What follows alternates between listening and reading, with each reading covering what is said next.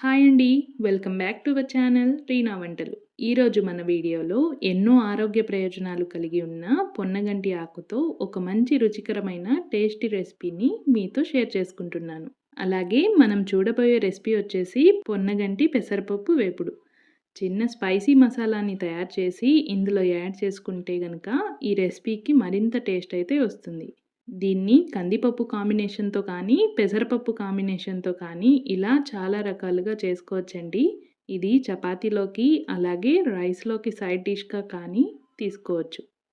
ఇక ఆలస్యం చేయకుండా ఈ పెసరపప్పు పొన్నగంటి వేపుడిని ఎలా చేయాలో చూసేద్దాం.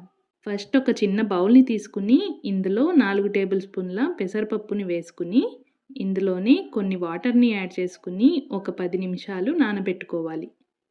ఇవి నానేలోపు ఇందులో వేసే మసాలాని రెడీ చేసుకుందాం.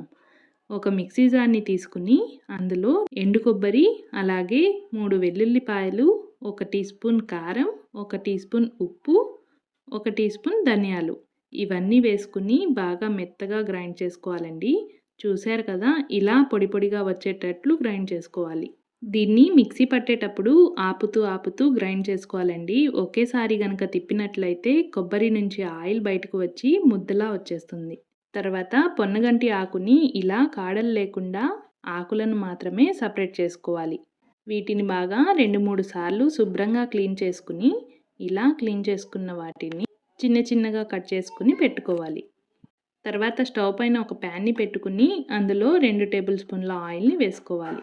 ఆయిల్ బాగా హీట్ అయిన తర్వాత 1 టీ స్పూన్ ఆవాలు, 1 టీ స్పూన్ జీలకర్ర, 1 ఎండుమిర్చి, అలాగే చిన్నగా కట్ చేసుకున్న వెల్లుల్లి 3, కొంచెం కరివేపాకుని వేసుకుని ఒకసారి బాగా కలుపుకోవాలి. తర్వాత మనం కట్ చేసి పెట్టుకున్న పొన్నగంటి ఆకుని మొత్తాన్ని ఇందులో వేసుకోవాలి. ఇందులోని మనం నానబెట్టుకున్న పెసరపప్పుని కూడా బాగా ఒకసారి వాష్ చేసుకుని వాటర్ లేకుండా ఇందులో వేసుకోవాలి. ఒకసారి బాగా కలిపి మూతను పెట్టేయండి. ఇందులో ఎలాంటి వాటర్ పోయాల్సిన అవసరం లేదండి.